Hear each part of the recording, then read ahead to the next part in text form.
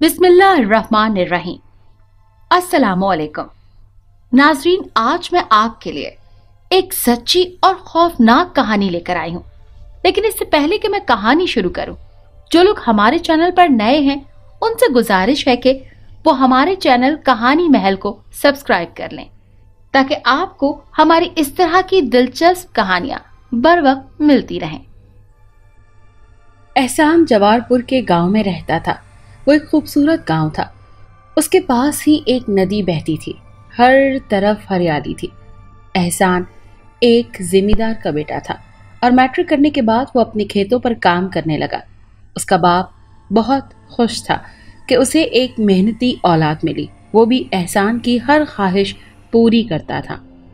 ये 14वीं की रातें थीं और चांद पूरे जोबन पर था। एक रात एहसान अपने खेतों को पानी लगा रहा था। उनके खेत चूंकि नदी के पास थे, इसीलिए वहां नदी का मंजर वाज़े नजर आता था। उसने देखा कि नदी के किनारे कोई बैठा हुआ है। वो नदी की तरफ बढ़ने लगा कि नदीम हो सकता है। इतनी रात में वो करीब जाकर एक दरख्त के पीछे छुप गया। उसने देखा कि नदी के किनारे कोई बैठा हुआ है। वो करीब जाकर एक दरख्त के पीछे छुप गया। उसने देखा कि एक लड़की नदी में पांव लटकाए बैठी है। उसके बाल उसकी कमर तक बढ़े हुए हैं। वो हैरान होकर देखने लगा। जब लड़की पानी की तरफ इशारा करती तो मछलियां पानी से बाहर की तरफ उछलकर बाहर आ जाती और फिर अंदर चली जाती। वो वहां से वापस आ गया कि कहीं कोई चुड़ैल या बदरू ना हो। अगली सुबह वो घर गया। उसका ध्यान सारा दिन उसी तरफ रहा कि वो कौन हो सकती है। उधर गांव के चौकीदार, जो कि नदी के पुल पर रात को पहरा देते थे, उसने गांव वालों को नदी के पास किसी लाश की खबर दी। वो लोग लाश देखने गए। लाश की हालत ये थी कि जगह जगह से उसका गोश्त नोचा गया हो। अब एहसान को यकीन हो गया कि वो कोई चुड़ैल ही होगी। उसके बाद वो रात के बजाय दिन में खेतों को पानी लगाता। खेतों को पानी नदी का लगाया जाता था। एक दफा एहसान की बारी रात को आ गई। धान की फसल थी जिसको पानी की अशद जरूरत थी, इसीलिए उसको मजबूरी में रात को खेतों पर जाना पड़ा। वो खेतों से नदी की तरफ देखता। उस दिन चांद की 14वीं थी। वहीं वो लड़की मौजूद थी। उसका दिल धड़कने लगा। वो उसे देखने के लिए फिर नदी की तरफ बढ़ गया। वो छुपा हुआ उस दोशीज़ा को देख रहा था कि उस दोशीज़ा की नज़र उस पर पड़ गई और वो बोली, कौन है वहां? खुद को मेरे सामने पेश करो, वरना जान से हाथ धो बैठोगे। आवाज में ऐसा रौब था कि एहसान ना चाहते हुए भी उसके सामने आ गया। वो बोली, कौन हो तुम और यहाँ क्या कर रहे हो? लेकिन एहसान तो जैसे उसके हुस्न में खो सा गया था। नीली आंखें, दूधिया रंगत, सुनहरी बाल, वो कोई परी लग रही थी। वो फिर गुस्से से बोली, मेरी बात का जवाब दो। वो हड़बड़ाया, जी मैं पास के खेतों में पानी लगाने आया था। मैंने देखा कि यहाँ कोई बैठा हुआ है, इसीलिए देखने आ गया। लड़की के पांव अभी भी पानी में ही थे। वो उसकी मासूमियत देखकर मुस्कुरा दी। वो बोला, आप कौन हो? वो बोली, मैं हर 14वीं को यहाँ पर आती हूँ। यहाँ आकर मुझे सुकून मिलता है। एहसान ने पूछा कि वो मछलियाँ कैसे बाहर आ जाती हैं? वो थोड़ी सी परेशान हो गई, फिर बोली, वो एक राज है। वादा करो तुम किसी को नहीं बताओगे। वो वादा करता है। मेरा नाम सफीना है। ये कहकर वो अपने पाँव पानी से निकाल देती है। एहसान को हैरत का शदीद झटका लगता है। वो उसे कहती है, डरो नहीं, मैं एक जिन्नज़ादी हूँ और इसी नदी के पास रहती हूँ। वो मछलियाँ मेरी सहेलियाँ हैं, मेरा हुक्म मानती हैं। एहसान ने कहा कि उस दिन उस आदमी को तुमने क्यों मारा था? वो कहने लगी, हाँ, वो एक शैतान साधु का चेला था जो मुझे काबू करके ताकतवर बनना चाहता था। वो उसके कहने पर मुझे पकड़ने आया था, लेकिन शायद उसे मेरी ताकत का अंदाजा नहीं था। मेरे हुक्म पर मछलियों ने उसे खत्म कर दिया। वह एहसान से बोली कि तुम मुझसे दोस्ती करोगे? मुझे अपनी तन्हाई के लिए एक दोस्त की ज़रूरत है। एहसान ने कुछ सोचते हुए हाँ कर दी। वो खुश हो गई और अगली 14वीं को मिलने का वादा करके पानी में कूदकर गायब हो गई। एहसान हैरत का बुत बना इस सब मंजर को देख रहा था। वो समझ रहा था कि शायद ये कोई ख्वाब है। वो वापस घर आ गया और अगली 14वीं का इंतजार करने लगा। उधर साधु को जब पता चला कि जिन्नज़ादी यानी सफीना ने उसके चेले को कत्ल कर दिया है, तो वो गुस्से से सर पकड़ कर बैठ गया, क्योंकि वो वाहिद और खास चेला था। وہ سفینہ سے بدلہ لینے اور اسے قابو کرنے کا منصوبہ بنانے لگا۔ چاند کی 14ویں تاریخ آ چکی تھی۔ احسان بے صبری سے رات کا انتظار کرنے لگا۔ رات ہوتے ہی وہ اپنی خوبصورت اور عجیب دوست سے ملنے کے لیے ندی کی طرف چل پڑا۔ وہ تقریباً رات کے 11 بجے تھے۔ وہاں پہنچا، اس نے دیکھا کہ سفینہ وہیں پر موجود ہے۔ وہ اس کے پاس چلا گیا۔ سفینہ نے جب اسے دیکھا تو خوش ہو گئی، بولی، تم آ گئے، میں تمہارا ہی انتظار کر رہی تھی، آؤ بیٹھو یہاں۔ وہ اس کے پاس ہی زمین پر بیٹھ گیا۔ وہ اور سفینہ آپس میں باتیں کرنے لگے۔ ادھر سادو کو پتہ چل گیا کہ سفینہ ندی کے کنارے آ چکی ہے۔ وہ بھی ندی کی طرف چل پڑا۔ جب وہ ندی پر پہنچ کر ایک پتھر کے پیچھے چھپ جاتا ہے، وہ حیران ہوتا ہے کہ اس کے ساتھ کوئی انسان موجود ہے۔ سادھو جل پری کے سامنے آ جاتا ہے اور کہتا ہے، خود کو میرے حوالے کر دو ورنہ اچھا نہیں ہوگا۔ وہ کہتی ہے کہ تم میرا کچھ بگاڑ نہیں سکتے، تمہارا حال بھی تمہارے چیلے جیسا ہوگا۔ سادھو تہش میں آ جاتا ہے اور منتر پڑھ کر اس کی طرف پھونک دیتا ہے۔ ایک بڑا سا جال سفینہ پر آ گرتا ہے، مگر احسان سفینہ کو اس جال سے نکال دیتا ہے۔ سفینہ مزید دیر کیے بغیر پانی کی طرف منہ کر کے آواز لگاتی ہے تو ایک بڑی مچھلی پانی سے نکل کر سادھو کی ایک ٹانگ کھا جاتی ہے۔ وہ لنگڑا ہو جاتا ہے۔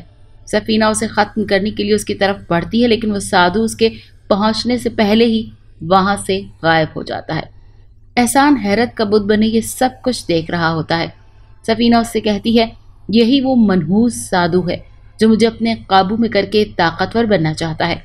تم آج اگر میری مدد نہ کرتی تو شاید وہ مجھے پکڑ کر لے جاتا۔ احسان کہتا ہے، تم میری دوست ہو، اسی لیے میرا فرض تھا۔ وہ مسکرا دی اور بولی، میں اس نیکی کا بدلہ ضرور دوں گی۔ آذان کی آواز آنے لگتی ہے تو وہ کہتے ہیں کہ میرے جانے کا وقت ہو گیا۔ یہ کہہ کر وہ پانی میں کود کر غائب ہو جاتی ہے۔ ادھر سادھو کو احسان پر بہت غصہ آ رہا ہوتا ہے کہ اگر آج وہ لڑکا نہ ہوتا تو اپنے مقصد میں کامیاب ہو جاتا، اس کو اس کی سزا ضرور ملے گی۔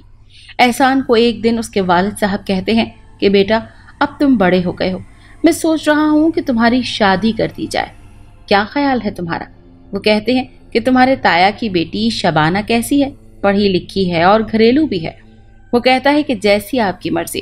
اس کے والد کہتے ہیں ٹھیک ہے، اگلے ہفتے تمہاری منگنی کر دیتے ہیں اور 2 مہینے کے بعد شادی۔ احسان اور اس کے تایا کی بیٹی شبانہ کی منگنی ہو جاتی ہے۔ اسی دوران چاند کی 14 تاریخ آ جاتی ہے۔ وہ سفینہ سے ملنے کے لیے بے تاب ہوتا ہے تاکہ اسے یہ خوشخبری سنا سکے۔ وہ ندی پر پہنچ جاتا ہے۔ وہ حسب عادت پاؤں پانی میں ڈال کر بیٹھی ہوتی ہے۔ وہ اسے دیکھ کر کہتی ہے، آ گئے تم؟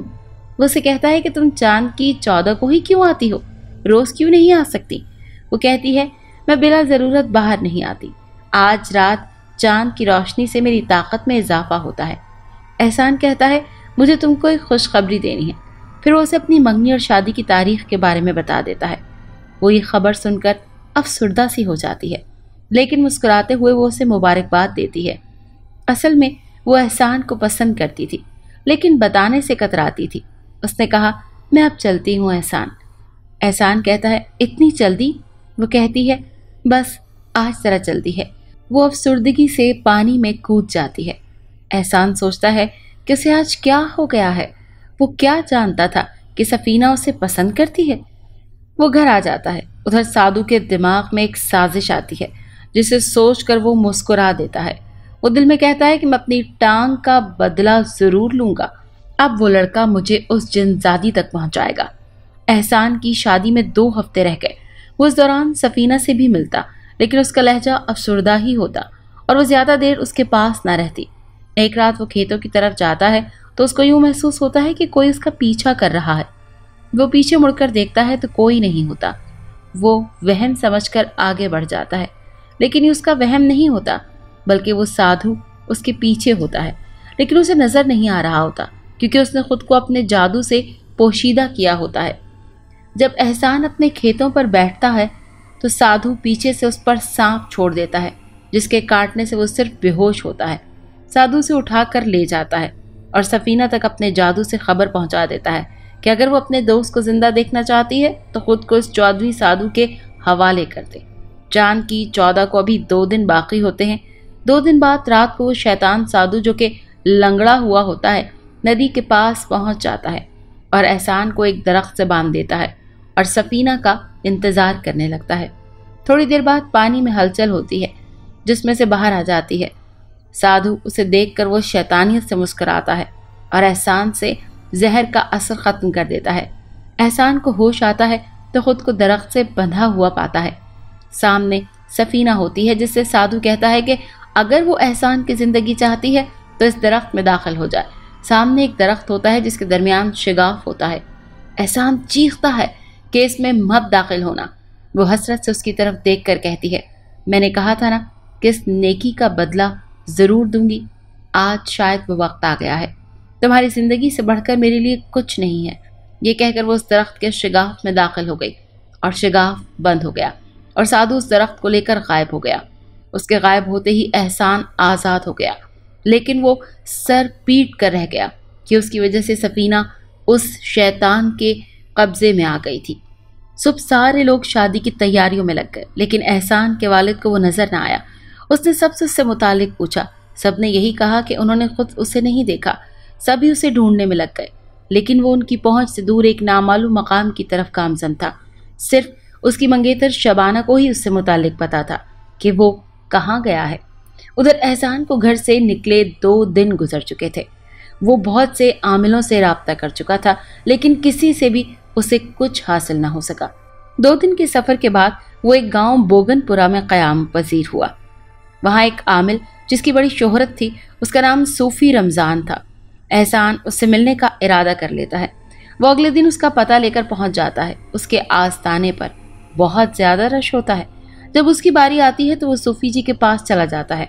सूफी जी का चेहरा बड़ा बारूब होता है। वो उसको एक तरफ बैठने का इशारा करते हैं। वो बैठ जाता है। सूफी जी उसकी तरफ मुतवज्जह होते हैं। बताओ बेटा, क्या परेशानी है तुमको? वो अपनी सारी रूदात सुना देता है। सूफी जी पूरी बात तवज्जो से सुनते हैं, फिर कहते हैं, बेटा तुम कल शाम को आना, फिर मैं तुमको इससे मुतालिक बताऊंगा। और वो चला जाता है। तकरीबन वो रात को अपने घर पहुंचता है। वो बड़ी मुश्किल से सोता है। उसे तो बस सफीना की याद आ रही होती है कि खुदा जाने वो किस हाल में होगी। ये सब मेरी वजह से हुआ है। रात को वो ख्वाब में देखता है कि सफीना एक पिंजरे में कैद होती है और जख्मी होती है और उसे मदद के लिए पुकार रही होती है। वो हड़बड़ा कर उठ जाता है, परेशान हो जाता है। बाकी रात उसकी जागते ही गुजर जाती है। उसको कल शाम का इंतजार होता है। अगला दिन उसका बड़ी मुश्किल से गुजरता है। शाम होते ही वो सूफी जी के आस्थाने की तरफ चल पड़ता है। सूफी जी उसके इंतजार में ही होते हैं। वो उसे पास बिठा लेते हैं और कहते हैं, बेटा मैं कल रात सिर्फ इतना ही पता कर सका हूँ कि उस साधु ने उस जिनजादी को एक जगह कैद किया है और उस जगह को दुनिया से छुपा लिया है। एहसान कहता है, बाबा तो मैं उस तक कैसे पहुँचूंगा? खुदा के वास्ते मेरी मदद करें। वो कुछ सोचने के बाद कहते हैं कि यहाँ से मगरिब की तरफ 5 किलोमीटर के फासले पर वाक़ई गांव में एक बाबा जी रहते हैं जिनका नाम हबीब है। वो सिफली इल्म पर महारत रखते हैं। वो इस सिलसिले में तुम्हारी मदद कर सकते हैं। एहसान सूफी जी का शुक्रिया अदा करने के बाद उस गांव की तरफ रवाना हो जाता है। वो जल्द अज जल्द सफीना तक पहुंचना चाहता है। वो अगली सुबह उस गांव पहुंच जाता है। लोगों से बाबा हबीब के बारे में पूछने के बाद उनके घर पहुंच जाता है। बाबा हबीब बड़ा खुश असलूबी से उस घर के अंदर ले जाते हैं। उसकी खातिर तवाज़ो करने के बाद वो उसे अपनी बैठक में ले जाते हैं और कहते हैं कि बेटा बताओ मैं तुम्हारी क्या खिदमत कर सकता हूँ। एहसान उसे भी अपनी सारी दास्तान सुनाता है और कहता है कि अब बस मुझे उस शैतान साधु तक पहुँचा दें ताकि मैं सफीना को उसकी कैद से छुड़ा सकूँ। बाबा हबीब उसे कहते हैं, तुम आज रात आराम करो, मैं आज रात एक चिल्ला करूँगा जिससे उस साधु से मुतालिक उसके ठिकाने का पता लगा सकूँगा। अगली सुबह वो एहसान को बताता है कि वो साधु सफीना को लेकर कोहकाब की पहाड़ियों में चला गया है और खुद को और सफीना को पोशीदा कर लिया है और ज़बरदस्ती उसकी ताकत हासिल करना चाहता है, जिसके बाद वो दुनिया का सबसे ताकतवर जादूगर बन जाएगा। एहसान कहता है, बाबा मैं वहाँ कैसे जाऊँगा? वो तो जिन्नात की वादी है। बाबा हबीब कहते हैं, इसके लिए तुमको 7 दिन का चिल्ला करना पड़ेगा जिससे तुम्हारे कब्जे में एक जिन आएगा जो तुम्हारी हर तरह की मदद करेगा। लेकिन ख्याल रहे कि अगर तुम नाकाम हो गए तो जान से जा सकते हो। वो कहता है, बाबा आप मुझे बस तरीका बताएं, मैं सफीना के लिए कुछ भी कर सकता हूँ। ठीक है, तुमको ये चिल्ला गांव से बाहर किकर के दरख्त के नीचे करना होगा क्योंकि वहां रात में कोई नहीं आता जाता। बाबा हबीब एहसान को रात वहां ले जाते हैं। उसके गिर्द हिसार खींच कर उसमें बिठा देते हैं और कहते हैं कि कुछ भी हो जाए, चाहे मैं भी कहूं, तब भी तुम सुबह की अजान से पहले इस हिसार से बाहर नहीं आओगे। अब मैं चलता हूं। बाबा भी वहां से चला जाता है। अब एहसान हिसार में बैठा विर्त पढ़ते हुए आधा घंटा गुजर जाता है कि उसे किसी की हंसी की आवाज आती है। वो उस तरफ देखता है तो उसे शबाना नजर आती है। वो उसके पास आकर कहती है, चलो घर चलो, तुम्हारे अब्बा बहुत परेशान हैं, वो हर रोज तुम्हें याद करके आंसू बहाते हैं। पहले तो एहसान हैरान होता है कि इतनी रात को शबाना यहाँ कैसे आ सकती है। फिर उसे बाबा की नसीहत याद आ जाती है, क्योंकि कुछ भी हो जाए हिसार से बाहर नहीं निकलना। वो इस पर तवज्जो दिए बगैर दोबारा अपने अमल में मसरूफ रहता है। शबाना की शक्ल अब तब्दील हो जाती है। उसके चेहरे का मांस जगह जगह से उतर जाता है। वो उसे धमकी देती है, मेरे साथ चलो वरना तुमको जिंदा ना छोड़ूंगी। वो हिसार के पास आकर उसे निकालने लगती है, लेकिन हिसार को छूते ही उसकी दिलसोज चीखों से फिजा गूंज उठती है। एहसान का दिल उसकी चीखों से दहल जाता है। उसके बाद कोई वाक़या पेश नहीं आता। उसके चिल्ले की पहली रात मुकम्मल हो जाती है। वो बाबा के घर आ जाता है। बाबा उसे देखकर बहुत खुश होता है। वो बाबा को रात के वाक़यात बताता है। बस बेटा, इसी तरह तुम अपनी बाकी रातें भी हिम्मत का मुजाहरा करते रहना। एहसान खुद चाहता था कि वो जल्द अपना चिल्ला मुकम्मल करके सफीना तक पहुंच जाए। एहसान का चिल्ला जारी था। रोज रोज उसके साथ बहुत अजीब और दहशतनाक वाक़यात पेश आ रहे थे। आज उसके चिल्ले की आखिरी रात थी। बाबा हबीब ने उसे दुआओं के साथ रवाना किया। वो अपने चिल्ले की जगह पहुंच गया और हिसार खींच कर बैठ गया। अभी उसे अपना विर्द करते थोड़ी ही देर हुई थी कि उसे एक तरफ से सफीना आती हुई नजर आई। वो हैरान भी हुआ और खुश भी।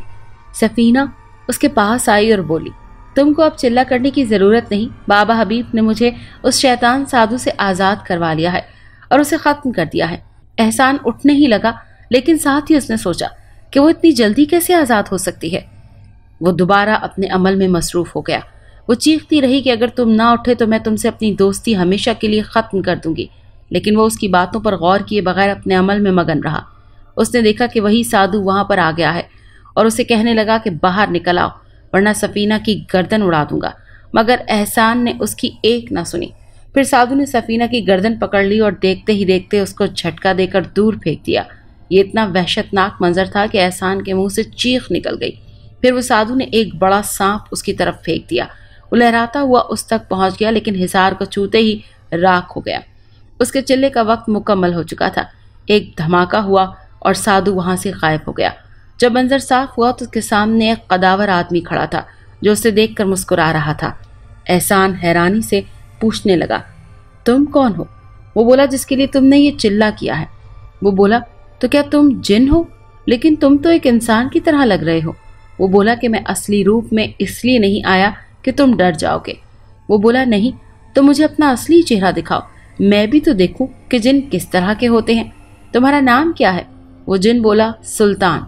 एहसान ने कहा, चलो मुझे अपना असली चेहरा दिखाओ। फिर सुल्तान अपने असली रूप में आ गया। सुर्ख दहकती हुई आंखें और स्याह रंगत। वो गिराया देखो। एहसान वहीं पर बेहोश हो गया। सुबह जब बाबा हबीब तबीब की तरफ आए तो उसको होश में पाया। वो उसे घर ले आए। जब उसे होश आया तो उन्होंने पूछा, क्या हुआ था?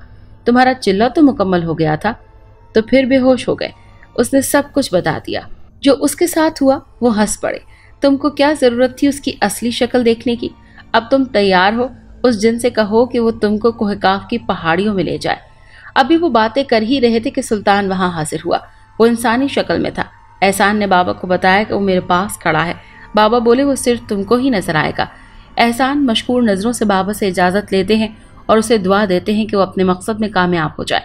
एहसान वहां से रवाना होता है। वो जिनसे कहता है कि उसे अभी कोहकाफ की पहाड़ियों पर ले जाए। उधर साधु को पता चल चुका है कि एहसान उसको खत्म करने आ रहा है। उसने सफीना को पानी के एक बड़े मर्तबान में कैद किया था और उसके गिर्द जादुई हिसार बनाया हुआ था ताकि वो अपनी ताकत ना इस्तेमाल कर सके। वो उसे भूखा प्यासा रखता और उससे उसकी ताकत का मुतालबा करता, मगर वो उसे नहीं देती क्योंकि वो उसकी वजह से जिंदा थी। एहसान और वो जिन उस वक्त कोहकाफ में मौजूद थे। एहसान उससे कहता है कि क्या तुम उस साधु का पता लगा सकते हो कि वो कहाँ पर छुपा हुआ है? वो बोला, ये एक जादुई वादी है और बहुत बड़ी है। मैं कल तक पता लगा लूंगा कि वो कहाँ छुपा है।